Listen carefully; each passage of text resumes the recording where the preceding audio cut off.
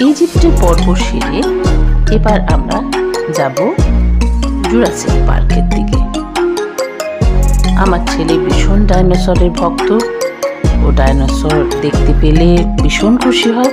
সুতরাং সেই সুযোগ কিন্তু এখানে রয়েছে বাচ্চাদের জন্য। অসাধারণ একটা জায়গা আমি বলবো, এবং বড়রা প্রচণ্ড আমরা উপভোগ করেছি এখানে। সিঙ্গাপুরে এসে ইউনিভার্সাল স্টুডিও না দেখলে কিন্তু পুরোপুরিটাই নষ্ট। এখনও ইজিপ্টের অংশটাই চলছে।